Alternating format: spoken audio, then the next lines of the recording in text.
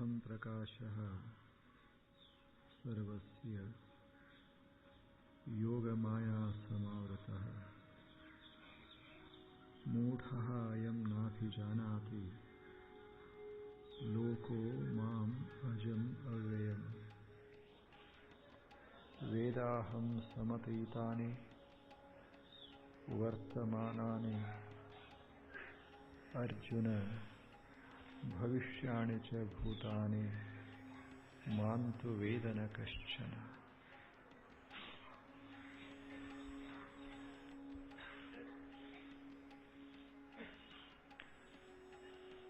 ಎಲ್ಲ ಪೂಜ್ಯಪಾದರಲ್ಲಿ ಹಾಗೂ ತಮ್ಮೆಲ್ಲರಲ್ಲಿ ಪ್ರಣಾಮಗಳು.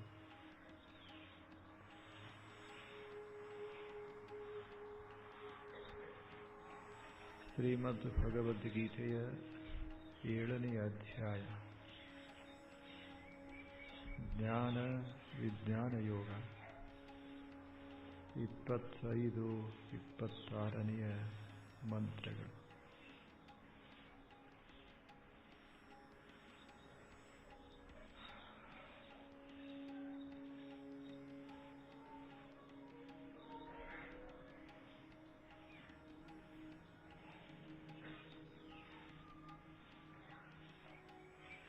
ದೇವನ ಸ್ವರೂಪ ಏನು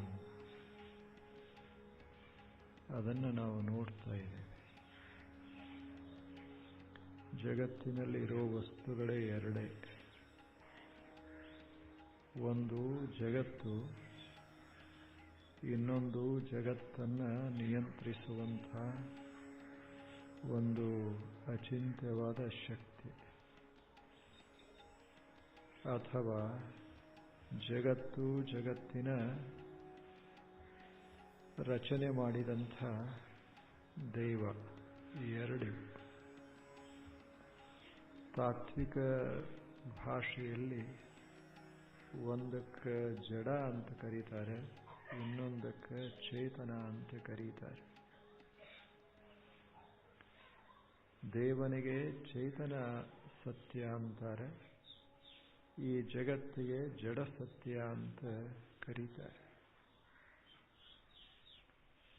ಈಗ ನಾನು ಅದೇನೆ, ಇಲ್ಲೊಂದು ಟೇಬಲ್ ಅದ, ಎರಡೂ ಬೇರೆ ಬೇರೆ. ಯಾಕೆ? ನನಗೆ ನಾ ಅದೀನಿ ಅಂತ ಗೊತ್ತದ,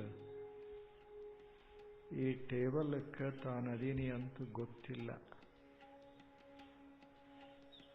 ನನಗೆ ನಾನದೀನಿ ಅಂತೂ ಗೊತ್ತದ, ಇದು ಟೇಬಲ್ ಅಂತೂ ಗೊತ್ತದ. ಆದರೆ ಟೇಬಲ್ಕ್ಕೆ ನಾ ಅದೀನಿ ಅಂತ ಗೊತ್ತಿಲ್ಲ, ತಾ ಅದೀನಿ ಅಂತ ಗೊತ್ತಿಲ್ಲ. ಎಷ್ಟು ವ್ಯತ್ಯಾಸದ.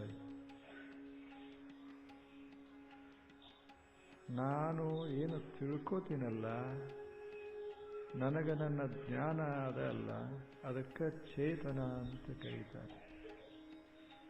ಇದಕ್ಕೆ ಆ ತಿಳುವಳಿಕೆ ಇಲ್ಲಲ್ಲ, ಇದಕ್ಕೆ ಅಚೇತನ ಅಥವಾ ಜಡ ಅಂತ ಕರೀತಾರೆ. ಜಗತ್ತಿನಾಗಿರೋ ಎರಡೇ ಇವು. ಒಂದು ಕಡೆ ಜಡವಸ್ತು, ಇನ್ನೊಂದು ಕಡೆ ಚೇತನ.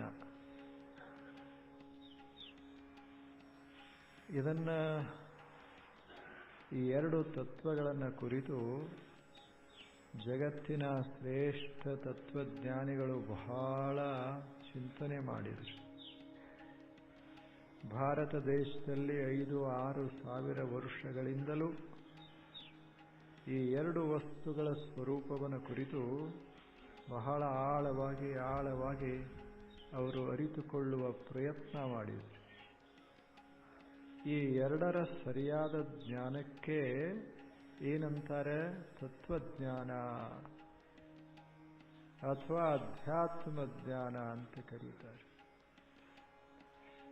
ಎರಡೂ ಬಹಳ ಮಹತ್ವದ ವಸ್ತುಗಳೇ. ಈಗ ಜಗತ್ತ ಇಲ್ಲಾದ್ರೆ ನೀವಿಲ್ಲ, ನಾನಿಲ್ಲ. ಅಥವಾ ಅನುಭವಿಸುವ ನಾನೇ ಇಲ್ಲದ ಬಳಿಕ ಜಗತ್ತಿಲ್ಲ. ಒಂದು ದೃಷ್ಟಿಯಲ್ಲಿ ಚೇತನ ಮತ್ತು ಅಚೇತನ ಎರಡೂ ಬೇಕಾಗ್ತದೆ. ಜೀವನದಲ್ಲಿ ಎರಡೂ ಬೇಕಾಗ್ತದೆ. ದೇಹ ಬಿಟ್ಟು ಜೀವನ ಇಲ್ಲ, ಜೀವನ ನಡೆಯೋದಿಲ್ಲ, ಬದುಕ ಇಲ್ಲ. ಆ ಬಳಿಕ ದೇಹದೊಳಗಿರುವ ನನ್ನ ಬಿಟ್ಟರೆ ಬದುಕಿಲ್ಲ. ಬದುಕು ಅಂತ ಸಾಗಬೇಕಾಗಿದ್ರೆ ಒಳಗೆ ನಾನಿರಬೇಕು, ಹೊರಗೆ ದೇಹ ಇರಬೇಕು. ಎರಡರ ಮಿಶ್ರಣ ಆಯಿತು ಅಂದ್ರೆ ಒಂದು ಬದುಕ ಅಂತ ಸಾಕ್ತದೆ. ಇಂಥ ಬದುಕ ಬಹಳ ಅಮೂಲ್ಯ. ಈ ಬದುಕಿನೊಳಗೆ ಒಳ್ಳೆ ಅನುಭವ ಮಾಡಿಕೋಬೇಕಾಗಿತ್ತು ಅಂದ್ರೆ, ಅಥವಾ ಸಂತೋಷವನ್ನು ಅನುಭವಿಸಬೇಕಾಗಿದ್ರೆ ಏನು ಮಾಡಬೇಕಾಗ್ತದೆ? ಈ ಎರಡರ ಜ್ಞಾನ ಮಾಡ್ಕೋಬೇಕಾಗ್ತದೆ. ಇಂಥ ಎರಡರ ಜ್ಞಾನವೇ ಜ್ಞಾನ ಮತ್ತು ವಿಜ್ಞಾನ. ಈಗ ಚೇತನ ಅಂತದಲ್ಲ, ಈ ಚೇತನದೊಳಗೆ ನಾನು ಅಂತೇನು ಶಬ್ದದ, ಈ ಶಬ್ದಷ್ಟು ಕಳೆದು ಹಾಕಿ ಬಿಟ್ರೆ ಏನು ಅನಂತವಾಗಿ ಚೇತನ ಉಳಿತದೆ, ಅದಕ್ಕೆ ದೇವರು ಅಂತ ಕರೆದರು. ಆ ದೇವರು ಹೇಗದೆ? ನಿನ್ನೆ ಒಂದು ಸ್ವಲ್ಪ ನೋಡಿ. ಆ ದೇವರು ಹೇಗದೆ? ಅಜ ಅವ್ಯಯ, ಅಜ ಅವ್ಯಯ, ಅನುತ್ತಮ, ಅವ್ಯಕ್ತ. 4 ಶಬ್ದಗಳು. ಆ ದೇವ ಚೇತನ ದೇವರಂತೇನದ, ಆ ದೇವರನ್ನ ಈ ಕಣ್ಣಿನಿಂದ ನೋಡ್ಲಿಕ್ಕಾಗೋದಿಲ್ಲ. ಯಾಕೆ ನೋಡ್ಲಿಕ್ಕಾಗೋದಿಲ್ಲ? ಈ ಕಣ್ಣಿಗೆ ಕಾಣಬೇಕಾದರೆ ವಸ್ತುವಿಗೆ ಬಣ್ಣ ಬೇಕಾಗ್ತದೆ. ಈ ಕಣ್ಣಿಗೆ ಕಾಣಬೇಕಾದರೆ ವಸ್ತುವಿಗೆ ಆಕಾರ ಬೇಕಾಗ್ತದೆ. ಇದರ ಆಕಾರ ತೆಗೆದರೆ, ಇದರ ಬಣ್ಣ ತೆಗೆದರೆ ಕಣ್ಣಿಗೇನೂ ಕಾಣೋದಿಲ್ಲ. ಕಣ್ಣಿಗೆ ಕಾಣಿಸಬೇಕಾದ್ರೆ ಇವೆರಡೂ ಬೇಕಲ್ಲ. ಒಂದು ಕಡೆ ರೂಪ ಬೇಕು, ಆಕಾರ ಬೇಕು, ಒಂದು ಕಡೆ ಬಣ್ಣ ಬೇಕು. ಆಕಾರ ಬಣ್ಣ ಎರಡೂ ಇತ್ತು ಅಂದ್ರೆ ಕಣ್ಣಿಗೆ ಕಾಣಿಸ್ತದೆ. ಈಗ ನೀವು ಅದಿರಲ್ಲ, ನಿಮ್ಮ ದೇಹಕ್ಕೆ ಆಕಾರದ, ನಿಮ್ಮ ದೇಹಕ್ಕೆ ಬಣ್ಣದ, ಆದ್ದರಿಂದ ಕಣ್ಣಿಗೆ ಕಾಣಿಸ್ತದೆ. ನಿಮ್ಮ ಮನಸ್ಸದಲ್ಲ, ಅದಕ್ಕೆ ಆಕಾರಿಲ್ಲ, ಅದು ನಿಮಗಷ್ಟೇ ಗೊತ್ತು. ಅದಕ್ಕೆ ಯಾವ ಬಣ್ಣಿಲ್ಲ, ಅದಕ್ಕೆ ನಿಮ್ಮ ಮನಸ್ಸನ್ನು ನನಗೆ ನೋಡ್ಲಿಕ್ಕಾಗೋದಿಲ್ಲ, ನನ್ನ ಮನಸ್ಸನ್ನು ನಿಮಗೆ ನೋಡ್ಲಿಕ್ಕಾಗೋದಿಲ್ಲ. ಯಾರೂ ಯಾರ ಮನಸ್ಸನ್ನು ನೋಡ್ಲಿಕ್ಕಾಗೋದಿಲ್ಲ ಕಣ್ಣಿನಿಂದ. ಯಾಕೆ? ಅದಕ್ಕೆ ಇಲ್ಲ. ಆ ಬಳಿಕ ನೀವಂತೂ ಒಳಗದಿರಲ್ಲ, ಅದನ್ನಂತೂ ನೋಡಾಕ ಬರುವುದಿಲ್ಲ. ಯಾಕೆ? ಅಲ್ಲಿ ಬಣ್ಣನೂ ಇಲ್ಲ, ಆಕಾರವೂ ಇಲ್ಲ. ಜಗತ್ತಿಗೆಲ್ಲ ಬಣ್ಣದ, ಜಗತ್ತಿಗೆಲ್ಲ ಆಕಾರದ. ಆದ್ದರಿಂದ ನಾವು ಜಗತ್ತನ್ನು ನೋಡಬಲ್ಲೆವಿ ಕಣ್ಣಿನಿಂದ. ಆದರೆ ಭಗವಂತನಿಗೆ, ಪರಮಾತ್ಮನಿಗೆ ಆಕಾರ ಇಲ್ಲ, ಆ ಬಳಿಕ ಬಣ್ಣ ಇಲ್ಲ. ಯಾವ ಬಣ್ಣದವ ಪರಮಾತ್ಮ? ದೇವರ ಬಣ್ಣ ಯಾವುದು? ಕಪ್ಪೋ ಕೆಂಪೋ? ಏನು ಬಿಳಿಯೋ ಹಳದಿಯೋ? ಯಾವ ಬಣ್ಣ ದೇವನದು ಹೇಳಿ? ನಮ್ಮ ಕಲ್ಲಿಗೆ ಬಣ್ಣದ, ದೇವನಿಗೆ ಬಣ್ಣಿಲ್ಲ. ಈಗ ಮಾಡುವುದಿಲ್ಲೇನು? ನಾವು ಗಣಪತಿಯನ್ನ ಮಾಡ್ತೇವೆ, ಬೇರೆ ಬೇರೆ ಜನ ಬೇರೆ ಬೇರೆ ಬಣ್ಣ ಕೊಡ್ತಾರೆ. ಆದರೆ ಬಣ್ಣ ಗಣಪತಿ ಅಲ್ಲ, ಬಣ್ಣ ಇದ್ದದ್ದು ಗಣಪತಿ ಅಲ್ಲದ. ದೇವರಿಗೆ ಬಣ್ಣನೇ ಇರೋದಿಲ್ಲ. ಬಣ್ಣ ಇಲ್ಲದ ಬಳಿಕ ನೋಡೋರು ಹೇಗೆ? ದೇವನಿಗೆ ನಿಶ್ಚಿತವಾದ ಆಕಾರದ ಏನು ಹೆಂಗದಾನ ದೇವರು ಹೇಳಿ? ಏನು ತ್ರಿಕೋನಾಗಿ ಅದಾನೋ, ಏನು ಚೌಕೋನದಂಗದಾನೋ, ಏನು ಪಂಚಕೋನದಂಗದಾನೋ, ಅಥವಾ ಮನುಷ್ಯನ ಆಕಾರದನೋ ಅವನಿಗೆ, ಅಥವಾ ಮತ್ತೆ ಯಾವುದರ ಪ್ರಾಣಿ ಆಕಾರದನೋ? ಯಾವ ಆಕಾರದ ಹೇಳಿ? ದೇವನಿಗೊಂದು ಆಕಾರ ಇರ್ತದೇನು? ಸ್ವಲ್ಪ ತಾವು ವಿಚಾರ ಮಾಡಿ. ದೇವನಿಗೊಂದು ನಿಶ್ಚಿತ ಆಕಾರ ಇರ್ತದೇನು? ಬಣ್ಣಿಲ್ಲ, ಆಕಾರಿಲ್ಲ. ಇಂಥ ದೇವನಿಗೆ ನಾವು ಅವ್ಯಕ್ತ. ಯಾಕೆ? ಕಣ್ಣಿಗೆ ಕಾಣಿಸೋದಿಲ್ಲ. ಬಣ್ಣಿದ್ರೆ ಕಾಣಿಸ್ತದೆ, ಆಕಾರ ಇದ್ರೆ ಕಾಣಿಸ್ತದೆ. ನಾವು ನೋಡಬೇಕು ಅಂತ ಹೊರಟ್ರೆ ಬಣ್ಣದಾಗ ನೋಡಬೇಕು, ಆಕಾರದಾಗ ನೋಡಬೇಕು. ಆದ್ದರಿಂದ ಮನುಷ್ಯ ಏನು ಮಾಡಿದ ಅಂದ್ರೆ ಕಣ್ಣಿಗೆ ಒಂದಿಷ್ಟು ಕಾಣ್ಲಿ ಅಂತ ತಿಳ್ಕೊಂಡು ಒಂದು ಮೂರ್ತಿ ಮಾಡ್ದ. ಮತ್ತು ಮನುಷ್ಯಾಗಿ ಯಾವಾಗಲೂ ತನ್ನ ಮೂರ್ತಿನೇ ಹೆಚ್ಚಿಡಿಸ್ತದಂತ ತಿಳ್ಕೊಂಡು ದೇವರಿಗೆ 2 ಕಣ್ಣು ಹಚ್ಚದ. ಒಂದು ಎತ್ತು ಇರ್ಲಿ ಬಿಡುವಂತ 3ನೇದ್ದು ಹಚ್ಚದ. ಅಲ್ಲೇ ತನಗೂ 2 ಕಾಲ, ಭಗವಂತಗೂ 2 ಕಾಲ ಕೊಟ್ಟ. ಇಲ್ಲ, ಆ ಬಳಿಕ ತನಗೆ 2 ಕೈಯ, ಭಗವಂತಗೆ 2 ಕೈ ಸಾಲುವುದಿಲ್ಲ ಅಂತ 4 ಕೈ ಮಾಡಿದ. ಇಷ್ಟೆಲ್ಲ ಮಾಡಿದವ್ರು ಯಾರು? ನಾವು ಮಾಡಲಿಲ್ಲ. ಏನು ಭಗವಂತ ಬಂದು ಹೀಗೆ ನಿಂತ ನಾವು ಚಿತ್ರ ತೆಗೆದೇವಿ, ಕೆತ್ತದೇವೇನೋ? ಇಲ್ಲ. ಒಬ್ಬ ಮಹಾಪುರುಷ ಜನರಿಗೆ ಇರಲಿ ಅಂತ ತಿಳ್ಕೊಂಡು, ಕಲ್ಪನೆ ಬರಲಿ ಅಂತ ತಿಳ್ಕೊಂಡು ಹಿಂಗ ಸಾಂಕೇತಿಕ ರೂಪ ಕೊಟ್ಟ. ಈಗಿಲ್ಲೇನು ಸರಸ್ವತಿ ಅಂತ ಬರದೇವಿ. ಯಾಕೆ ಸರಸ್ವತಿಯ ರೂಪ ಕೊಟ್ಟೇವಿ? ಸರಸ್ವತಿ ಅಂದ್ರೆ ಕಲಾದೇವತಾ. ಕಲೆಯ ಪ್ರತೀಕವಾಗಿ ಒಂದಿಷ್ಟು ಕಾಣುವಂಗಿರಲಿ ಅಂತ ಬರೆದದ್ದೇ ವಿನಃ ನಾವು ಬರದಂಗ ಅವರಿರ್ತಾರಂತಲ್ಲ. ಹಾಗೆ ಸತ್ಯ ಭಗವಂತ ಆತನಿಗೆ ಬಣ್ಣಿಲ್ಲ, ಆಕಾರ ಇಲ್ಲ. ಮನುಷ್ಯ ತನಗೆ ಹೆಂಗ ಬೇಕು ಹಂಗ ಬಣ್ಣ ಕೊಟ್ಟ, ಹೆಂಗ ಬೇಕು ಹಂಗ ಆಕಾರ ಕೊಟ್ಟ. ಆದ್ರೆ ಭಗವಂತ ಹೊರಗೆ ಉಳಿದ.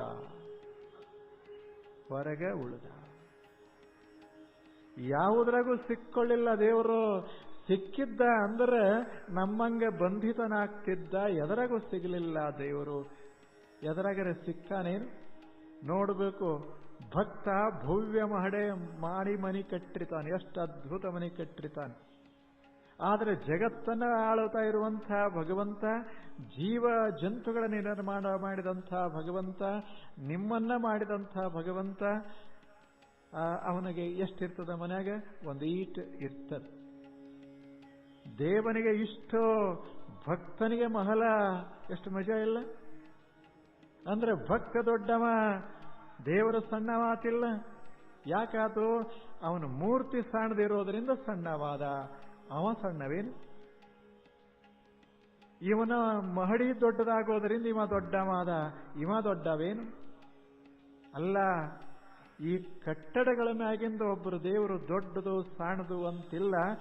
ಆಕಾರ ತೆಗೆದು ಹಾಕಿದ ಬಳಿಕ ಏನು ಉಳಿತದ ನಿರಾಕಾರವಾಗಿ, ಅಂಥದಕ್ಕೆ ದೇವರು ಅವ್ಯಕ್ತ. ದೇವನಿಗೆ ಅವ್ಯಕ್ತ ಅಂತ ಕರೀತಾರೆ. ಅದನ್ನ ವ್ಯಕ್ತ ಮಾಡಲಿಕ್ಕೆ ಬರೋದಿಲ್ಲ. ಈಗ ನಿಮ್ಮಲ್ಲಿ ಒಂದಿಷ್ಟು ಆದರದ ಅಂತ ತಿಳ್ಕೊಳ್ಳಿ. ನಿಮ್ಮ ಗೆಳೆಯ ಅದಾನ, ಬಹಳ ಪ್ರೇಮದ ನಿಮಗೆ.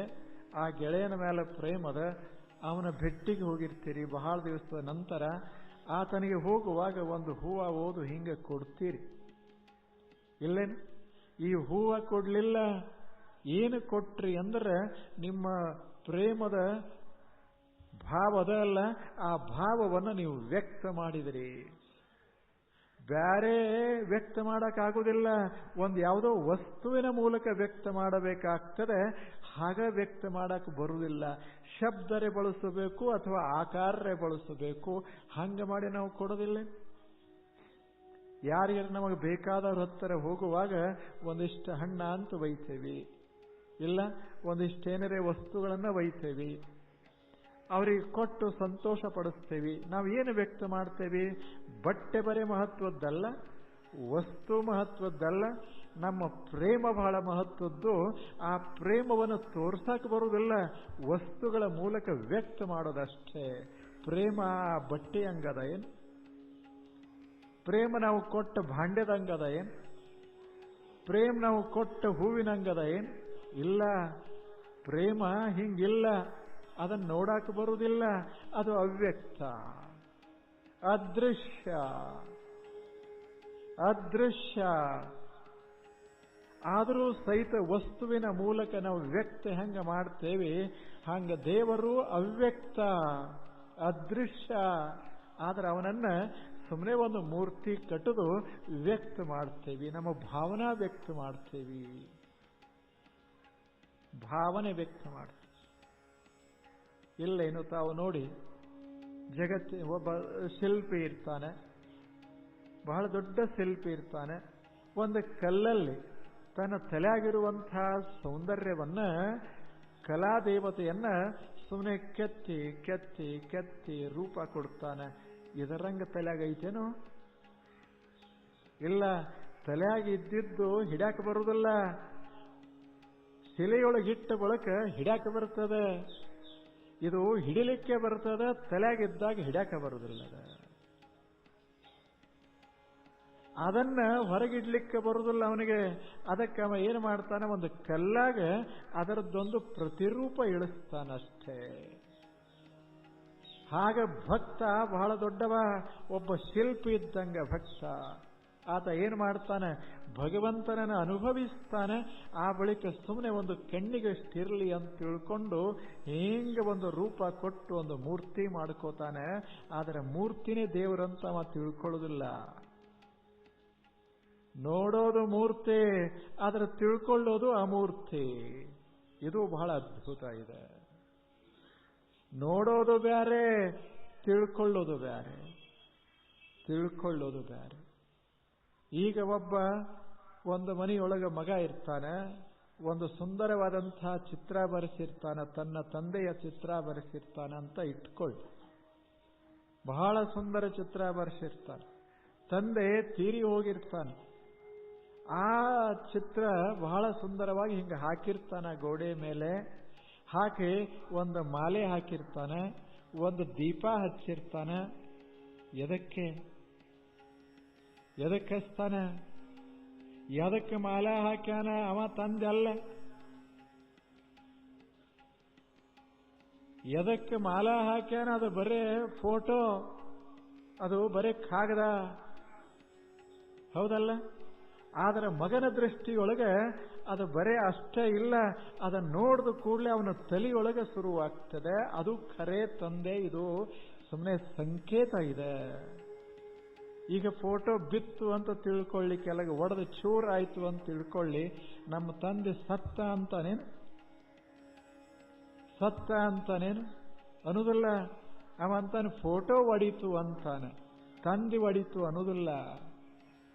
ಫೋಟೋ ಒಡೀತು ಅಂತ ಅವನಿಗೆ ಗೊತ್ತದೆ. ಸುಮ್ಮನೆ ಹಾಕ್ಯಾನ, ಆದ್ರೆ ಅವನ ತಂದಿನೇ ಬೇರೆ. ಹಂಗ ಭಕ್ತ ಸುಮ್ಮನೆ ಮೂರ್ತಿ ಮಾಡ್ಯಾನ, ಅವ ತಿಳ್ಕೊಂಡ ದೇವರೇ ಬೇರೆ. ಅದ ಆ ದೇವರೇ ಬೇರೆ. ನೋಡೋದು ನೋಡಬೇಕು, ನೋಡ್ಲಿಕ್ಕಾಗದ್ದನ್ನ ಪರಿಭಾವಿಸಿಕೋಬೇಕು. ಅದಕ್ಕಿದು ಬೇಕಷ್ಟೇ. ಕಾಣದುದನು ಕಾಣುವುದನ್ನು ಕಂಡು ಕಾಣದುದ ಹಿಡಿಯಬೇಕು. ಏನು ಕಾಣಿಸ್ತದ ಅದನ್ನು ಹಿಡಿಯೋದು, ಕಾಣಲಾರದ್ದನ್ನ ಅನುಭವಿಸೋದು. ಹಂಗಿರಬೇಕು. ಅದಕ್ಕೆ ಭಕ್ತ ಅಂತ ಕರೆದಾರೆ. ಇದು ಭಕ್ತ. ಭಾರತ ದೇಶದಾಗ ಪ್ರತಿಯೊಬ್ಬ ಭಕ್ತ ತನ್ನದೇ ರೂಪ ಕೊಟ್ಟ. ಯಾರಿಗೆ ಯಾವ್ದು ಹಿಡಿಸ್ತೋ ಅದನ್ನೇ ಕೊಟ್ಟರು. ಅದಕ್ಕೆ ಭಾರತ ದೇಶದಾಗ ಮೂರ್ತಿಗಳ ಬಹಳ, ಅದು ಮೂರ್ತಿ ಬಹಳ ಆಗಿರಬೇಕು. ಆದರೆ ಅವ ತಿಳ್ಕೊಂಡು ದೇವರು ಮಾತ್ರ ಒಂದೇ ಇರ್ತದೆ. ದೇವರು ಒಬ್ಬನೇ ಇರ್ತಾನೆ. ಅವ ಶಾಶ್ವತವಾಗಿರ್ತಾನೆ, ಅವ್ಯಕ್ತವಾಗಿರ್ತಾನೆ. ಅವನಿಗೆ ಗೊತ್ತದ, ಭಕ್ತನಿಗೆ ಗೊತ್ತು. ಹಾಗೆ ಒಂದೇ ಲಕ್ಷಣ ಇದು, ಅವ್ಯಕ್ತ. ಭಗವಂತನ ಪ್ರತ್ಯಕ್ಷವಾಗಿ ಕಣ್ಣಿನಿಂದ ನೋಡ್ಲಿಕ್ಕಾಗೋದಿಲ್ಲ. ಬಣ್ಣ, ಬರೇ ಆಕಾರ ಏನಿಲ್ಲ. ಆದ್ದರಿಂದ ದೇವರು ಸ್ತ್ರೀಯಲ್ಲ, ದೇವರು ಪುರುಷಲ್ಲ, ದೇವರು ದೇವರ. ದೇವ್ರ ಹೆಂಗ್ ಪುರುಷ ಆಗ್ತದೆ? ದೇವ್ರ ಹೆಂಗ್ ಸ್ತ್ರೀ ಆಗ್ತದೆ? ಶರೀರ ಇದ್ರಲ್ಲ ಸ್ತ್ರೀ ಆಗೋದು, ಶರೀರ ಇದ್ರಲ್ಲ ಪುರುಷ ಆಗೋದು ಅಲ್ಲವೇನು? ಶರೀರಿದ್ರ ಸ್ತ್ರೀ, ಶರೀರಿದ್ರ ಪುರುಷ. ಶರೀರವೇ ಇಲ್ಲದ ಬಳಿಕ ಸ್ತ್ರೀಯಲ್ಲೇ ಪುರುಷಲ್ಲೇ. ಈಗ ಶರೀರದ, ಅದಕ್ಕೆ ನಾನು ಪುರುಷ ಅಂತ ಹೇಳ್ಕೋತೇನೆ. ಆದರೆ ನಾನಂತದೇನಲ್ಲ, ಅದು ಪುರುಷನೂ ಅಲ್ಲ, ಅದು ಸ್ತ್ರೀನೂ ಅಲ್ಲ. ನಿಮ್ಮೊಳಗೂ ನಾ ಅದ, ಇವರೊಳಗೂ ನಾ ಅದ. ನಾ ಅನ್ನೋದು ಅಷ್ಟೇ ತೆಗೆದು ಬಿಟ್ರೆ ಸ್ತ್ರೀಯಲ್ಲ, ಪುರುಷಲ್ಲ. ಹಾಗೆ ದೇವರು ಯಾವುದೂ ಅಲ್ಲ. ದೇವರು ಬರೇ ದೇವರು. ಬೆಳಕ ಯಾವುದು? ಗಂಡು ಬೆಳಕೋ ಹೆಣ್ಣು ಬೆಳಕೋ ಹೇಳಿ? ದೀಪ ಗಂಡೋ ಹೆಣ್ಣೋ, ಆಕಾಶ ಗಂಡೋ ಹೆಣ್ಣೋ ಹೇಳಿ?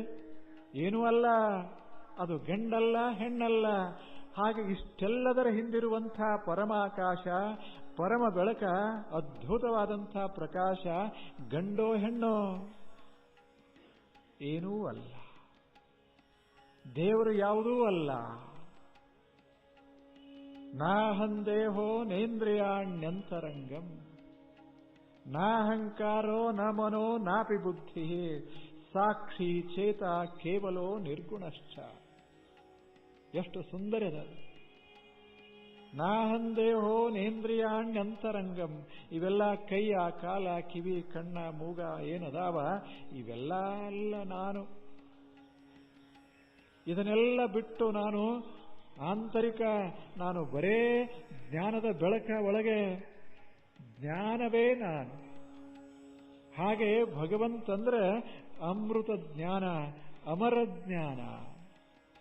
ಇಂಥ ಭಗವಂತ ಅವ್ಯಕ್ತ. ಇದು ಒಂದಾಯ್ತಲ್ಲ. ಎರಡನೇ ಲಕ್ಷಣ ಅವ್ಯಯ. ಅವ್ಯಯ ಅದು ಎಷ್ಟು ಚಂದದ ಶಬ್ದ! ಯಾವುದು ಇದು? ವ್ಯಯ. ಇದು ವ್ಯಯಶೀಲ. ಯಾಕೆ? ಎಂದಿದ್ದಂಗೆ ನಾಳೆ ಇರುವುದಲ್ಲ. ಹೌದಲ್ಲ ಹೇಳಿ? ಎಂದು ಹೇಗದ ಹಾಗೆ ನಾಳೆ ಹೂ ಇರುವುದಿಲ್ಲ. ನೀವು ಸಹಿತ ಎಂದಿದ್ದಂಗೆ ನಾಳೆ ಇರುವುದಿಲ್ಲ. ಈಗ ಲಗ್ನ ಮಾಡಿಕೊಳ್ಳುವಾಗ ಹೆಂಗಿದ್ರಿ ಹಿಂಗದಿರೇನೀಗ? ಅದಿರೇನು ಹಾಗೆ? ಅವಾಗ ಏನು ಮಜಾ ಇತ್ತು? ಎಲ್ಲ ಹೋಯ್ತು. ಈಗ 80 ವರ್ಷ ವಯಸ್ಸು. ಈಗೇನದ? ಏನೂ ಇಲ್ಲ. ಅವರು ಅದಾರ, ನೀವು ಅದಿರಿ, ಆದರೆ ಅವರಿಲ್ಲ. ಆಲ್ಬಮ್ ಅದಾವ, ಅವರಿಲ್ಲ. ವಿಡಿಯೋ ಅದಾವ, ಅವರಿಲ್ಲ. ಮತ್ತು ಅವ್ರಿಲ್ಲೇನು? ಅದಾರ, ಅವ್ರಂಗೆ ಇವ್ರಿಲ್ಲ. ಹೌದಲ್ಲ? ಇದಕ್ಕೆ ವ್ಯಯ ಅಂತಾರ. ನಿಮ್ಮದ ಕನ್ನಡಿ ತಗೊಂಡು ನೋಡ್ಕೊಳ್ಳಿ. ಮೊದಲು ಹೆಂಗಿದ್ರೆಲ್ಲ ಹೆಂಗಿರುವುದಿಲ್ಲ, ಇರುವುದಿಲ್ಲ. ಎಷ್ಟು ಬದಲಾಕೋತ್ ಬದಲಾಕೋತ್ ಬದಲಾಕೋತ್ ಹೋಗ್ತೇವೆ. ಹಿಂಗೆ ದೇವರೇನ್ರೆ ಬದಲಾಗ್ತಾನೇನು? 19ನೇ ಶತಮಾನದ ದೇವರು ಒಂಥರ ಬ್ಯಾರೆ, 20ನೇ ಶತಮಾನದ ಒಂದು ದೇವರ ಬ್ಯಾರೆ, 21ರ ದೇವರೊಂದು ಬ್ಯಾರೆ. ಹಿಂಗೇನ್ರಿ ಅದ ಏನು? ಹಿಂಗೇನ್ರಿ ಅದ ಏನು? ಇಲ್ಲ. ವಿಠ್ಠಲ ಅಂತದಾನ ಅಲ್ಲಿ ಪಂಢರಪುರದಾಗ. 500 ವರ್ಷಗಳ ವಿಠ್ಠಲ್ನೂ ಅವನೇ, 1000 ವರ್ಷಗಳ ಹಿಂದಿರುವ ವಿಠ್ಠಲ್ನೂ ಅವನೇ, ಮನುಷ್ಯ ಬರೋಕ್ಕಿಂತ ಮೊದಲಿರುವ ವಿಠ್ಠಲ್ನೂ ಅವನೇ. ವಿಠ್ಠಲ ಅಂದ್ರೆ ಏನಲ್ಲ, ಯಾವುದು ವ್ಯಾಪಕ ಅದು ವಿಠ್ಠಲ ಅಷ್ಟೇ. ಅದ ವಿಷ್ಣು. ವ್ಯಾಪ್ನೋತಿ ಇತಿ ವಿಷ್ಣು, ವೇಷ್ಟಿ ಸರ್ವಮಿತಿ ವಿಷ್ಣು. ಎಲ್ಲ ವ್ಯಾಪಿಸ್ತಾನಲ್ಲ ಆತ ವಿಷ್ಣು. ಹಾಗ ಶಿವ ಅಂದ್ರೇನು? ಶಾಂತ ಶಿವ. ಶಿವಂ ಶಾಂತಂ ಚತುರ್ಥಂ ಅದ್ವೈತಂ ಪ್ರಪಂಚೋಪಶಮಂ. ಏನು ಸುಂದರ ಶಬ್ದಗಳವ! ಶಿವ ಅಂದ್ರೇನು? ನಾವೇನು ತಿಳ್ಕೊಂಡಿವಿ ಇದು ಆಕಾರ ಬ್ಯಾರೆ.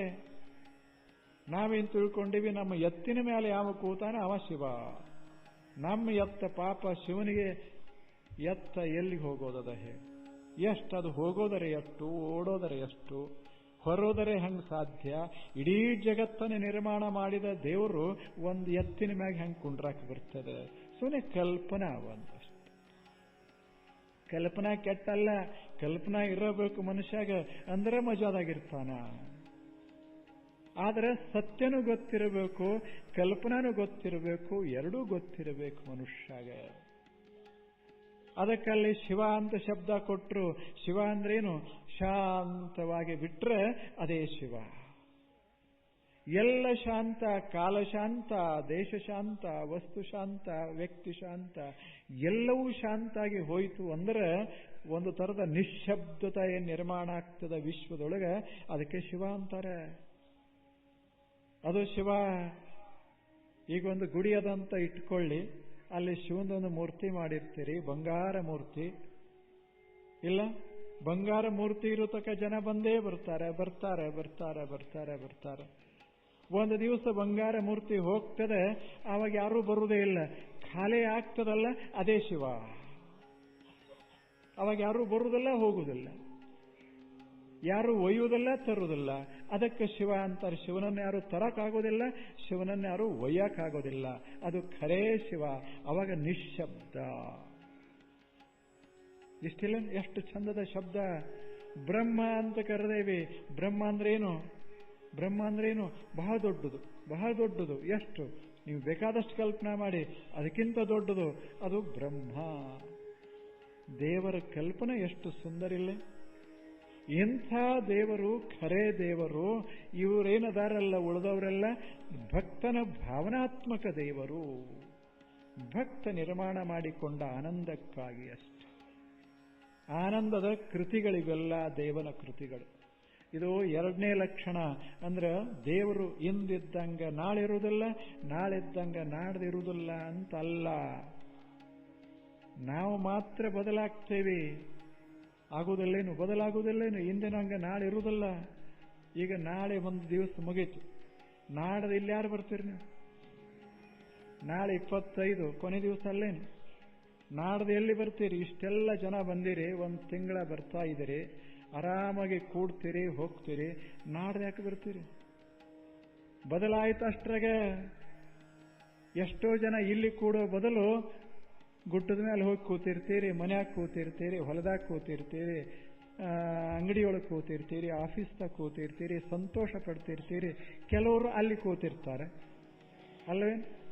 ಎಷ್ಟು ಸ್ಪಷ್ಟ ಗೊತ್ತಾಗ್ತದೆ ನಿಮಗೆ ಎಲ್ಲಿ ಕೂಡ್ತಾರದೆ. ಏನ್ ಮಾಡೋದಿಲ್ಲ, ನಡೆಯೋದ. ಈಗ ನೀವು ಮನೆಯಲ್ಲಿ ಕೂತಿದ್ರಪ್ಪ, ಇಲ್ಲಿ ಯಾಕೆ ಅಂದ್ರೆ ನಾವು ಮನುಷ್ಯರು ಹಂಗ ಇರೋದು. ದೇವ್ರ ಹಂಗಾಗೋದಿಲ್ಲ. ನಿನ್ನಿದ್ದಂಗ ಇಂದ, ಇಂದಿದ್ದಂಗ ನಾಳೆ, ನಾಳಿದ್ದಂಗ ನಾಡ್ದ. ಅವ್ಯಯ. ಅವನಿಗೆ ಅವ್ಯಯ ಅಂತ ಕರೀತಾರೆ. ಶಬ್ದ ನೆನಪುಳಿತಾವಲ್ಲ, ನೆನಪುಳಿದಿದ್ರು ಚಿಂತಿಲ್ಲ. ಅವ್ಯಯ ಅಂದ್ರೆ ಬದಲಾಗುವುದಿಲ್ಲ. ದೇವರಂದು ಬದಲಾಗುವುದಿಲ್ಲ. ಇದೇನು ಹೊಸದೇನು? ನಿಮಗೂ ಗೊತ್ತದ, ಬದಲಾಗುವುದಿಲ್ಲ. ನಾವು ಬದಲು ಮಾಡಕ್ಕೆ ಹೋಗ್ತೇವೆ. ಏನ್ ಮಾಡ್ತೀವಿ? ಬದಲು ಮಾಡಕ್ಕೆ ಹೆಂಗೆ ಹೋಗ್ತೇವೆ? ಏನ್ ಹೇಳ್ತೇವೆ? ನಿನಗೆ ನೋಡು, ಒಂದು ಚಲೋ ಗುಡಿ ಕಟ್ಕೊಡ್ತೀನಿ, ನಾವು ಬದಲಾಗಬೇಕು. ಗುಡಿ ಕಟ್ಟಿದರೆ ಬದಲಾಗ್ತಿದ್ದ ಅಂದ್ರೆ ಅವ ದೇವರಲ್ಲ. ದೇವರಂತಾನೆ, ಕಟ್ಟರೆ ಕಟ್ಟು, ಬಿಟ್ಟರೆ ಬಿಡು. ನಮಗೇನು ಸಂಬಂಧ? ನಿನಗಾಗಿ ಕಟ್ಕೊಳ್ಳೋದು. ಮತ ಇವ ಏನ್ ಮಾಡ್ತಾನೆ? ತನಗಾಗಿ ಅಲ್ಲೇನು? ದೇವ್ರ ಗುಡಿ ಕಟ್ಟೋದೇ ಅದಕ್ಕೆ. ಹೋಗಿ 4 ಕ್ಷಣ ಕೂತು ಸಂತೋಷ ಪಡಾಕ ತನಗೆ ಹೌದಲ್ಲೇನು? ಏನು ಭಗವಂತ ಬಂದು ವಿಶ್ರಾಂತಿ ತಗೋತಾನೇನಲ್ಲೇ? ಏನಿಲ್ಲ. ಇವನೇ ಕಟ್ಟದವನೇ ಹೋಗಿ ಒಂದು ಕ್ಷಣ ಅಲ್ಲಿ ಕೂತ್ಕೊಂಡು ಸಂತೋಷ ಪಟ್ಟು ಮನಿ ಎಲ್ಲ ಮರೆತು, ಪ್ರಪಂಚದ ತಾಪ ಮರೆತು ಆರಾಮಾಗಿ ಮನೆಗೆ ಹೋಗ್ತಾನಂತ ಅಲ್ಲಿ ಒಂದು ಗುಡಿ ಕಟ್ಕೋತಾನಷ್ಟೇ. ಗುಡಿ ದೇವರಿಗೆಲ್ಲ. ಭಕ್ತನಿಗಾಗಿ ಗುಡಿ ಬೇಕಾಗ್ತವ, ದೇವನಿಗಾಗಿ ಅಲ್ಲ. ಭಕ್ತನಿಗಾಗಿ ಮೂರ್ತಿ ಬೇಕಾಗ್ತವ, ಭಗವಂತನಿಗಾಗಿ ಅಲ್ಲ. ಭಗವಂತಗೆ ಯಾವುದು ಬೇಕಾಗೋದಿಲ್ಲ. ಆತ ಬದಲಾಗೋದಿಲ್ಲ. ಎರಡಾಯ್ತಲ್ಲ. ಆ ಬಳಿಕ ಮೂರನೇದೊಂದು ಲಕ್ಷಣ ಹೇಳ್ತಾನೆ. ಅವ್ಯಕ್ತ, ಅವ್ಯಯ. ಮೂರನೇ ಲಕ್ಷಣ ಹೇಳ್ತಾನೆ, ಅನುತ್ತಮ. ಅನುತ್ತಮ ಹೇಳಿ. ಇಂಥ ಭಗವಂತನಿಗಿಂತ ಅತಿ ಉತ್ತಮವಾದದ್ದು, ಶ್ರೇಷ್ಠವಾದದ್ದು, ಪವಿತ್ರವಾದದ್ದು ಇನ್ನು ಯಾವುದದೆ? ಯಾವುದದೆ? ಅತ್ಯಂತ ಪವಿತ್ರ ಅಂದ್ರೆ ಯಾವುದು? ಯಾವುದು ಅತ್ಯಂತ ಶಾಂತವಾಗ್ಯದ ಅದೇ ಅತ್ಯಂತ ಪವಿತ್ರ. ಯಾವುದು ಅತ್ಯಂತ ಶಾಂತವಾಗ್ಯದ ಅದು ದೇವರು. ಅದು ದೇವರು. ದೇವರು ಅತ್ಯಂತ ಶಾಂತ, ಯಾವಾಗಲೂ ಶಾಂತ. ಆತನ ಮೇಲೆ ಯಾವುದೇ ಪ್ರಭಾವ ಆಗೋದಿಲ್ಲ, ಅಷ್ಟು ಶಾಂತ. ಅದರಿಂದ ಅವನಿಗೆ ಅನುತ್ತಮ ಅಂತ ಕರೆದ್ರು. ಅಷ್ಟು ಪವಿತ್ರ ಯಾರೂ ಇಲ್ಲ, ಅಷ್ಟು ಪವಿತ್ರ ಇಲ್ಲ. ಪವಿತ್ರ ಅದು. ಯಾಕೆ ಪವಿತ್ರ ಅಂತಾರೆ? ಅಲ್ಲಿ ಯಾವುದೂ ಬದಲಾವಣೆ ಇಲ್ಲ, ವಿಕಾರ ಇಲ್ಲದಕ್ಕೆ ಪವಿತ್ರ ಅಂತಾರೆ. ನಿರ್ವಿಕಾರ. ನೀವಿಲ್ಲಿ ಒಂದಿಷ್ಟು ಇಲ್ಲಿ ಈ ತಟ್ಟೆ ಮೇಲೆ, ಇದರ ಟೇಬಲ್ ಮೇಲೆ ಒಂದು ಹಿಂಗೆ ಒಂದು ಹಾಳಿ, ಅದನ್ನ ಬರೆದಿಟ್ರಿ, ಒಂದು ಚೆಕ್. ಅದರ ಮ್ಯಾಗ 10 ಲಕ್ಷ ಅಂತ ಬರೆದು ಇಲ್ಲಿಟ್ರೆ ನನ್ನ ಮನಸ್ಸು ಬದಲಾಗುವುದಿಲ್ಲ? ಏಕ್ದಮ್ ಬದಲಾಗ್ತದೆ. ಅಂದ್ರೆ ಈ ನೋಟದ ಪರಿಣಾಮ ತಲೆ ಮೇಲೆ ಆಗ್ತದಲ್ಲ, ಅದಕ್ಕೆ ಇದು ಪವಿತ್ರ ಅಲ್ಲ. ಅಕಸ್ಮಾತ್ ನೀವು 10 ಲಕ್ಷ ಇಟ್ರೇನು, ಕೋಟಿ ಇಟ್ರೇನು, ಆ ಕಡೆ ನನ್ನ ಲಕ್ಷಣ ಇರದೇ ಇದ್ರೆ ಮನಸ್ಸು ಪವಿತ್ರದ ಅಂತ ಅದರ ಅರ್ಥ ಅಲ್ಲೇನೋ. ಪವಿತ್ರ ಅಂತಾರೆ. ಪವಿತ್ರ ಮತ್ತು ಅಪವಿತ್ರ ಶಬ್ದಗಳ ಅರ್ಥ ಇದು. ವಿಕಾರ ಹೊಂದಿತು ಅಂದರೆ ಅಪವಿತ್ರ, ವಿಕಾರ ಹೊಂದದೇ ಇದ್ರೆ ಪವಿತ್ರ. ನಾವೆಲ್ಲವನ್ನ ಹಾಗೆ ನೋಡ್ತೇವೆ. ದೇವರು ಬಹಳ ಪವಿತ್ರ. ಯಾಕೆ? ವಿಕಾರ ಇಲ್ಲ. ವಿಕಾರ ಇಲ್ಲ. ಈಗ ಭೂಮಿಗೆ ವಿಕಾರ ಆಗ್ತದೆ, ನೀರಿಗೆ ವಿಕಾರ ಹೊಲಸಾಗುವುದಿಲ್ಲೇನು? ನೀರಿಗೆ ವಿಕಾರ ಆಗ್ತದೆ. ಗಾಳಿನೂ ಹೊಲಸಾಗ್ತದೆ, ಗಾಳಿ ವಿಕಾರ ಆಗ್ತದೆ. ಆಕಾಶ ಏನ್ರೆ ಹೊಲಸಾಗ್ತದೇನು? ಇದೇನು ಬಯಲದ, ಇದನ್ನು ಹೊಲಸು ಮಾಡಕ್ಕೆ ಬರ್ತದೇನು? ಅದು ಯಾವಾಗಲೂ ಪವಿತ್ರ. ಎಲ್ಲವನ್ನ ಹೊಲಸು ಮಾಡಕ್ಕೆ ಬರ್ತದೆ, ಆಕಾಶವನ್ನ ಪವಿತ್ರ ಮಾಡಕ್ಕೆ ಬರುವುದಿಲ್ಲ. ಅಷ್ಟೇ ಅಲ್ಲ, ಬೆಳಕ ಅಂತೇನದ ಅದನ್ನು ಅಪವಿತ್ರ ಮಾಡಕ್ಕೆ ಬರುವುದಿಲ್ಲ. ಆದ್ದರಿಂದ ದೇವನಿಗೆ ಬೆಳಕ ಅಂತ ಶಬ್ದ ಕೊಟ್ಟರು, ದೇವನಿಗೆ ಬಯಲ ಅಂತ ಕರೆದರು ಜ್ಞಾನಿಗಳು. ಜ್ಞಾನಿಗಳು ಶರಣರಂತೂ ಅದಕ್ಕೆ ಬಯಲ ಬಯಲ ಬಯಲ ಅಂತ ಕರೆದರು. ಬಯಲು ಬಯಲನೆ ಬಿತ್ತಿ, ಬಯಲು ಬಯಲನೆ ಬೆಳೆದು, ಬಯಲು ಬಯಲಾಗಿ ಹೋದರು ಎಮ್ಮ ಶರಣರು. ಬರೇ ಬಯಲ. ಮನಸ್ಸು ಯಾವಾಗ ಪವಿತ್ರ ಆಗ್ತದೆ, ಯಾವುದೇ ವಸ್ತುವಿನ ಪರಿಣಾಮ ಅದರ ಮೇಲೆ ಆಗದಂಗ ಆಯಿತು, ಅಷ್ಟು ಶಾಂತ ಆಯಿತು ಅಂದ್ರೆ ಅಂಥದಕ್ಕೆ ಏನಂತಾರೆ? ಉತ್ತಮ, ಪವಿತ್ರ. ಪವಿತ್ರ ಮನಸ್ಸು ವಿಕಾರ ಆಗಬಾರದು. ಇದು 3ನೆಯ ಲಕ್ಷಣ. ಆದ್ದರಿಂದ ಭಗವಂತ ಬಹಳ ದೊಡ್ಡವ, ಬಹಳ ದೊಡ್ಡವ. ಯಾರು ಬೇಕಾದವರು ಗುಡಿಗೆ ಹೋಗಲಿ, ಯಾರ ಮಾತು ಅವನ ಮೇಲೆ ಪರಿಣಾಮ ಆಗೋದಿಲ್ಲ, ಯಾರು ಕೊಟ್ಟು ವಸ್ತುನ ಅವನ ಮೇಲೆ ಪರಿಣಾಮ ಆಗೋದಿಲ್ಲ. ಅವ ಎದ್ದಕ್ಕಿದ್ದಂಗಿರ್ತಾನೆ, ಅದಕ್ಕೆ ಅವಾಗ ದೇವರು. ಎದ್ದಕ್ಕಿದ್ದಂಗಿರ್ತಾನೆ, ಅದಕ್ಕೆ ದೇವರು. ನೀವು ಬೇಕಾದ್ರೆ ಹೋಗಿ ಎಣ್ಣೆರೇ ಹಾಕ್ರಿ, ಅಥವಾ ಸಕ್ಕರೆ ಹಾಕ್ರಿ, ಅಥವಾ ಅಕ್ಷತಾರೆ ಚೆಲ್ರಿ, ಅಥವಾ ಏನರೇ ಅಲ್ಲಿದ ಎತ್ಕೊಂಡು ಹೋಗ್ರಿ, ಏನು ಯಾಕೆ ಅಂತ ಕೇಳೋದಿಲ್ಲ. ಅದಕ್ಕೆ ಅವಾಗ ದೇವರಂತಾರೆ. ನಾವು ಚಿಂತೆ ಮಾಡ್ತೇವೆ, ಆದ್ರೆ ಅವ ನಿಶ್ಚಿಂತ ದೇವರದ. ಅವನಿಗೆ ಗೊತ್ತಿಲ್ಲೇನು ಯಾವ ಒಯ್ದಾನಂತ ಗೊತ್ತಾಗುದಿಲ್ಲ, ಗೊತ್ತಾಗುದಿಲ್ಲ. ಏಕ್ದಮ್ ಹಿಂಗೆ ಒಯ್ಯಾಗ ಹಿಡಿದು ಬಿಡ್ಬೋದು. ಒಂದು ಊರಿತ್ತು, ಒಂದು ಊರಾಗ ಒಂದು ದೊಡ್ಡ ಗುಡಿ ಇತ್ತು. ಗುಡಿಯೊಳಗೆ ಒಂದು ಸುಂದರ ಮೂರ್ತಿ ಇತ್ತು, ಬಹಳ ಅದ್ಭುತವಾದ ಮೂರ್ತಿ. ಅದು ಬಂಗಾರದ ಮೂರ್ತಿ. ಅದಕ್ಕೆ ಮುತ್ತು ರತ್ನಗಳನ್ನು ಜೋಡಿಸಿದ್ರು. ಅದರ ಬೆಲೆ 1 ಕೋಟಿ. ಅದನ್ನು ಕಾವಲ ಮಾಡ್ತಾ ಇದ್ರು. ಒಂದು ದಿವಸ ಪೂಜಾರಿಗೆ ಅನಿಸ್ತು, ಎಷ್ಟು ದಿವಸತ್ತಿಲ್ಲೇ ಬರೀ ಯಾರೇ ತಂದದ್ದು ಒಂದಿಷ್ಟು ಪ್ರಸಾದ ತಿನ್ಕೊಂತ ಎಷ್ಟು ದಿವಸ ಇರೋದಪ್ಪ, ಒಮ್ಮೆ ಆರಾಮಾಗಿ ಹೋಗೋಣ ಅನಿಸ್ತು. ದೇವರನ್ನ ತಗೊಂಡ ಹೊರಟ. ಯಾರು ನೋಡಿಲ್ಲ ಅಂತ ತಿಳ್ಕೊಂಡ. ಅರಣ್ಯದಾಗ ಹೋಗ್ತಾ ಇರುವಾಗ ತನ್ನಷ್ಟಕ್ಕೆ ತಾನು ಹೇಳ್ಕೊಂಡ, ಯಾರು ನೋಡ್ಲಿಲ್ಲ ಪಾರಾದೆ ಅಂದ. ಅವಾಗ ಒಂದು ಶಬ್ದ ಕೇಳಿಸ್ತು, ನಾ ಅದೀನಲ್ಲ ನೋಡಾಕ ಅಂತ. ನಾ ಇಲ್ಲೇ ಅದೀನಲ್ಲ ನೋಡಾಕ. ನಾ ಸುಮ್ಮನೆ ನೋಡವ, ಒಯ್ತಿ ಪೂಜಾ ಮಾಡ್ದಿ ಅದನ್ನ ನೋಡ್ದೆ, ಒಯ್ಯಾಕತ್ತಿ ಅದನ್ನ ನೋಡ್ತೀನಿ ಅಷ್ಟೆ. ನಿನಗೇನೂ ಮಾಡೋದಿಲ್ಲ. ಒಯ್ತಿದ್ರೆ ಒಯ್, ಇಡ್ತಿದ್ರೆ ಇಡು, ಮಾಡ್ತಿದ್ರೆ ಮಾಡು, ಬಿಡ್ತಿದ್ರೆ ಬಿಡು. ಯಾಕೆ ನಾ ದೇವರು. ದೇವರು. ಅವ ಪೂಜಾರಿ ಬಹಳ ಜಾಣ ಇದ್ದ, ಬಹಳ ಒಳ್ಳೆಯವ ಇದ್ದ. ಏನೋ ಒಂಥರ ಅನಿಸಿತ್ತು ಒಂದ್ಸಲ. ಅವ ಗಾಬರಿ ಆದ. ಪಕ್ಕ ಕಳ್ಳ ಇದ್ರೆ ಗಾಬರಿ ಆಗ್ತಿದ್ದಿಲ್ಲ. ಗಾಬರಿ ಆದ. ಅವನಿಗೆ ಜ್ಞಾನೋದಯ ಆಯಿತು. ಹೌದು ಭಗವಂತನೇ, ನಂದು ಬಹಳ ತಪ್ಪಾತು, ಇದೇ ನೀನು ಅಂತ ನಾ ತಿಳ್ಕೊಂಡ್ಬಿಟ್ಟೆ. ಅದನ್ನು ಓದು ಇಟ್ಟ. ಜನರಿಗೆ ಹೇಳ್ದ, ಇಲ್ಲ, ನೀವು ಬೇಕಾದವರು ಪೂಜೆ ಮಾಡಿಕೊಳ್ಳಿ, ನನಗೆ ಭಗವದ್ ದರ್ಶನ ಆಗದ ಅಂತ. ಏನು ಭಗವದ್ ದರ್ಶನ? ದೇವರು ಅಂದ್ರೆ ಏನು ಬೇಡೋದಿಲ್ಲ, ಏನು ಮಾಡೋದಿಲ್ಲ, ಮೌನ, ಮಹಾಮೌನ, ಶಾಂತ, ಪ್ರಶಾಂತ, ಅದು ದೇವರು ಅಂತ ಗೊತ್ತಾಗದೆ ನನ್ನ ಎಲ್ಲಿದ್ದೀನಿ ಅಲ್ಲೇ ದೇವರು ಅಂದ. ಮನೆಯಾಗಿದ್ರೆ ಮನೆಯಾಗ ದೇವರು, ಹೊರಗಿದ್ರೆ ಹೊರಗ ದೇವರು. ಏನು ಮಾಡ್ತೇನೆ ಅಲ್ಲೇ ದೇವರು.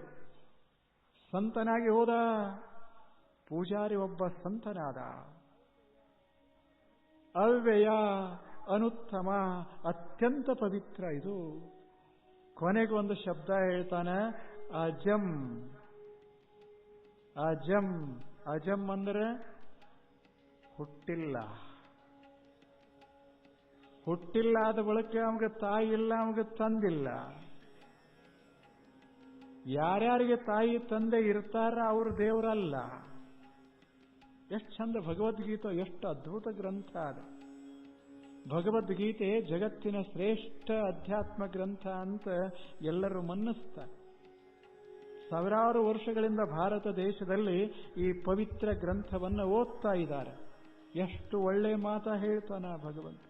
ಯಾರ ಮನಸ್ಸಿಗೂ ನೋವು ಮಾಡೋದಿಲ್ಲ, ಅದರ ಸತ್ಯ ಹೇಳದೆ ಬಿಡೋದಿಲ್ಲ.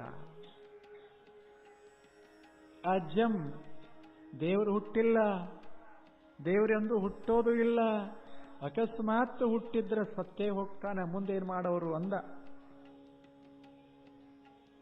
ಹುಟ್ಟಿದ್ದೆಲ್ಲ ಸಾಯ್ತದಂದ ಬಳಿಕ ದೇವರು ಹುಟ್ಟಿದ್ದ ಅಂದರೆ ಸತ್ತು ಹೋಗ್ತಾನೆ, ಆ ಬಳಿಕ ದೇವರೇ ಜಗತ್ತಿನಾಗಿರುವುದಿಲ್ಲ ಅಂತ ಅರ್ಥ ಆಗ್ತದೆ. ಆದ್ದರಿಂದ ಹಂಗಲ್ಲ, ದೇವರು ಯಾವಾಗಲೂ ಇರ್ತಾನ ಅಂತ ಇತ್ತು ಅಂದರೆ ದೇವರು ಹುಟ್ಟೋದೇ ಇಲ್ಲ. ದೇವರು ಹುಟ್ಟಿಲ್ಲ ಆದ ಬಳಿಕ ದೇವರಿಗೆ ತಂದಿಲ್ಲ, ದೇವರಿಗೆ ತಾಯಿಲ್ಲ. ಮತ್ತೆ ತಂದಿಲ್ಲ, ತಾಯಿಲ್ಲ ಆದ ಬಳಿಕ ಆತನಲ್ಲಿ ಈ ಬದಲಾವಣೆನೇ ಇಲ್ಲ ಆದ ಬಳಿಕ ಇನ್ನು ಲಗ್ನ ಯಾವಾಗ? ಇನ್ನು ದೇವರಿಗೆ ಮಕ್ಕಳೆಲ್ಲೇ? ಬೆಳೆದರೆಲ್ಲ ಮಕ್ಕಳಾಗೋದು ಅಲ್ಲೇನು? ಬೆಳೆದರೆ ಮಕ್ಕಳಾಗೋದು, ಬೆಳೆದರೆ ಲಗ್ನ ಆಗೋದು. ದೇವರು ಬೆಳಂಗ ಇಲ್ಲ, ಇಳಂಗಿಲ್ಲ, ಹುಟ್ಟಂಗಿಲ್ಲ, ಸಾಯಂಗಿಲ್ಲ ಆದ ಬಳಿಕ ದೇವನಿಗೆ ಹೆಂಡತಿ ಇಲ್ಲ, ಮಕ್ಕಳಿಲ್ಲ, ಯಾರಿಲ್ಲ. ಪುರುಷ ಇದ್ರೆ ಹೆಂಡತಿ, ಸ್ತ್ರೀ ಇದ್ರೆ ಗಂಡ, ಏನೂ ಅಲ್ಲಾದ ಬಳಿಕ ಲಗ್ನಕ್ಕೆ ಆಗ್ತದ ದೇವರಿಗೆ? ಅಜ, ಅವನಲ್ಲಿ ಏನೂ ಆಗೋದಿಲ್ಲ, ಹುಟ್ಟೋದೇ ಇಲ್ಲ, ಹುಟ್ಟೋದೇ ಇಲ್ಲ. ಎಷ್ಟು ಚಂದದೆ ದೇವರು. ಮತ್ತೆ ಹೆಂಗದನ ದೇವರು? ದೇವರು ಹುಟ್ಟೋದಿಲ್ಲ, ಅವ ಇರ್ತಾನಷ್ಟೇ. ಹುಟ್ಟೋದಿಲ್ಲ, ಇರ್ತಾನ, ಯಾವಾಗಲೂ ಇರ್ತಾನ, ಎಲ್ಲಾ ಕಡೆ ಇರ್ತಾನ, ಶಾಂತವಾಗಿರ್ತಾನೆ. ಅವನೇ ದೇವರು. ಅವಾಗ ಹುಟ್ಟಿಲ್ಲ, ಹುಟ್ಟಿಲ್ಲ. ಎಷ್ಟು ಸುಂದರದ! ನಾವು ದೇವತೆಗಳನ್ನ ಪೂಜಾ ಮಾಡ್ತೇವೆ. ನಮ್ಮ ಎಲ್ಲಾ ದೇವರು ಹೆಚ್ಚು ಕಡಿಮೆ ಹುಟ್ಟಿರ್ತಾರೆ, ಹುಟ್ಟಿರೋದಿಲ್ಲ. ಆದ್ದರಿಂದಲೇ ಅವರಿಗೆ ಲಗ್ನನೂ ಮಾಡ್ತಾರೆ. ಪ್ರತಿ ವರ್ಷ ಲಗ್ನ ಮಾಡ್ತಾರೆ ಅವನಿಗೆ. ಇಲ್ಲ ಮಾಡೋದಿಲ್ಲ. ಈ ಕಡೆ ಇವರು, ಈ ಕಡೆ ಇವರು, ಇಬ್ಬರನ್ನು ಕೂಡಿಸಿ ಅಲ್ಲೇ ಆ ಬಳಿಕ ದೇವರು ಬೆಟ್ಟಿಗೆ ಹೋಗ್ತಾರೆ. ಅಂದ್ರೆ ಇಲ್ಲಿದ್ದ ದೇವರು ಅಲ್ಲಿ ಹೋಗಂಗಿಲ್ಲ, ಅಲ್ಲಿದ್ದ ದೇವರು ಇಲ್ಲಿ ಬರ್ತಿರೋದಿಲ್ಲ. ನಾವು ಭೇಟಿ ಮಾಡಿಸ್ಬೇಕಂತ ಹೊರಟಿರ್ತೇವೆ. ದೇವರು ಎಂದರೆ ಎಲ್ಲರೇ ಹಿಂಗ ಆಗತ್ತದೇನು? ನೀವಿದ್ದಲ್ಲಿ ದೇವರು, ನಾನಿದ್ದಲ್ಲಿ ದೇವರು, ಇವರಿದ್ದಲ್ಲಿ ದೇವರು. ಅದಕ್ಕೆ ಭೇಟಿ ಎಲ್ಲದ, ಅಗಲಿಕೆ ಎಲ್ಲದ, ಯಾವುದು ಎಲ್ಲದ ಹೇಳಿ? ಆದ್ದರಿಂದ ದೇವರಂದ್ರೆ ದೇವರು, ಅದು ಒಂದೇ ಇರೋದು. ಯಾಕೆ ಎರಡನ್ನೋದೇ ಇರುವುದಿಲ್ಲ, ಅಲ್ಲೇ ಎರಡು ದೇವರು ಇರುವುದಿಲ್ಲ. ಯಾಕೆ ಒಂದೇ ದೇವರು ಎಲ್ಲ ತುಂಬಿದ ಬಳಿಕ ಎರಡನೇ ದೇವರಿಗೆ ಜಾಗ ಎಲ್ಲೇ? ಎಲ್ಲಿದೆ ಜಾಗ? ಆಕಾಶ ಎರಡು ಇರ್ತಾವೇನು? ಆಕಾಶ ಒಂದೇ ಇರೋದು. ಹಾಗೆ ಆಕಾಶದಂಗಿರುವಂತಹ ದೇವರು ಅದು ಒಂದೇ ಇರೋದು. ಅಜ, ಅದು ಹುಟ್ಟಿಲ್ಲ. ಹುಟ್ಟಿಲ್ಲ ಇದರ ಅರ್ಥ ಏನು? ಹುಟ್ಟಿತು ಅಂದ್ರೆ ಮೊದಲು ಇರಲಿಲ್ಲ ಅಂತ ಅರ್ಥ.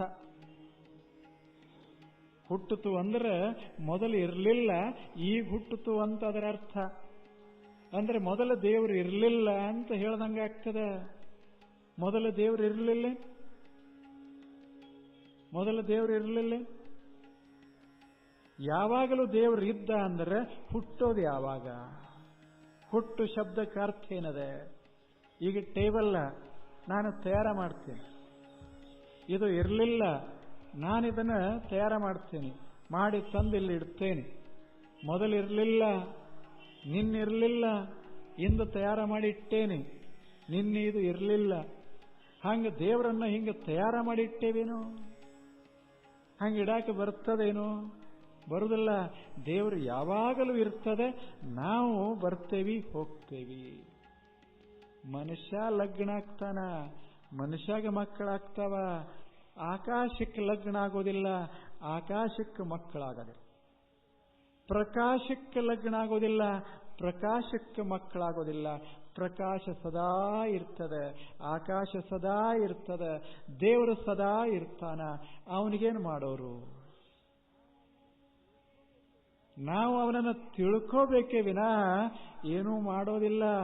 ತಿಳ್ಕೋಬೇಕು, ಇಂಥ ಭಗವಂತ ಅಂತ ತಿಳ್ಕೋಬೇಕು. ಅದಕ್ಕೆ ಹೇಳ್ತಾನೆ, ನಾಹಂ ಪ್ರಕಾಶ ಸರ್ವಸ್ಯ. ಅವಾಗ ಗುರು ಹೇಳ್ತಾನೆ, ನೋಡು ಇಷ್ಟೆಲ್ಲ ತಿಳ್ಕೋಬೇಕು, ಇದನ್ನು ಅವಶ್ಯ ತಿಳ್ಕೋ, ನಿನಗೆ ಒಳ್ಳೇದಾಗ್ತದೆ ಅಂತ ಹೇಳಿದ ಕೂಡಲೇ ಶಿಷ್ಯ ಕೇಳ್ದ, ಆದರೆ ತಿಳ್ಕೊಳ್ಬೇಕಾದ್ರೆ ಕಾಣಿಸ್ಬೇಕಲ್ಲ, ನಮಗೆ ಗೊತ್ತರೆ ಆಗಬೇಕಲ್ಲ ತಿಳ್ಕೋಬೇಕಾದ್ರೆ. ಅವಾಗ ಗುರು ಹೇಳ್ದ, ಗೊತ್ತಾಗೋದಿಲ್ಲ. ಯಾಕಂದ್ರೆ ಯೋಗ ಮಾಯಾ ಸಮಾವೃತಃ. ಒಂದು ಯೋಗ ಮಾಯಾ ಅಂತದೆ, ಅದು ಎಲ್ಲರನ್ನ ಮುಚ್ಚಿಬಿಟ್ಟದ. ಯೋಗ ಮಾಯಾ ಎಲ್ಲರ ಮೇಲೆ ಒಂದು ಆಚ್ಛಾದನೆ ಹಾಕಿಬಿಟ್ಟದ. ಅದಕ್ಕೆ ಕಾಣಿಸದಂಗ ಮಾಡ್ಯದ. ಅದಕ್ಕೆ ಯೋಗ ಮಾಯಾ ಅಂತಾರೆ. ಯೋಗ ಮಾಯಾ ಎಷ್ಟು ಚಲೋ ಶಬ್ದ ಇಲ್ಲ. ಇರೋದ ಕಾಣಿಸದೇ ಇದ್ದರೆ ಮತ್ತೆಂಗರೆ ಕಾಣಿಸ್ತು ಅಂದ್ರೆ ಯೋಗ ಮಾಯಾ ಅಂತ ಕರೀತಾರೆ. ಅದಕ್ಕೆ ಯೋಗ ಮಾಯಾ ಅಂತಾರೆ. ಏನು ಅದ ಅದು ಕಾಣಿಸೋದಿಲ್ಲ, ಏನು ಇಲ್ಲ ಅದ ಕಾಣಕ್ ಶುರುವಾಗ್ತದೆ. ಇರೋದು ಮರೆಯಾಗ್ತದೆ, ಇಲ್ಲದ್ದು ಕಾಣಿಸಕ್ ಶುರುವಾಗ್ತದೆ. ಅದಕ್ಕೆ ಯೋಗ ಮಾಯಾ ಆಗೋದಿಲ್ಲ. ಬಹಳ ಸಲ ಈಗ ಪಾಂಡವರು ಲೆತ್ತಾಡಕ್ ಕೂತಿದ್ದಿಲ್ಲ, ಕೌರವರು ಲೆತ್ತಾಡಕ್ ಕೂತಿದ್ರು. ಕೌರವ್ರಿಗೆ ಅನಿಸ್ತತ್ತು, ಲೆತ್ತದಾಗ ಒಮ್ಮೆ ಗೆದ್ದು ಬಿಟ್ಟೇವಿ ಅಂದ್ರೆ ಈ ಜಗತ್ತಿನ ಮಾಲೀಕರು ನಾವೇ. ಅವ್ರಿಗೇನು ಕಾಣಕತ್ತಿತ್ತು ಲೆತ್ತದಾಗ? ಪಗಡಾಗ ಏನು ಕಾಣಕತ್ತಿತ್ತು? ಸಾರ್ವಭೌಮತ್ವ ಕಾಣಕತ್ತಿತ್ತು. ಆದ್ರೆ ಏನಿತ್ತು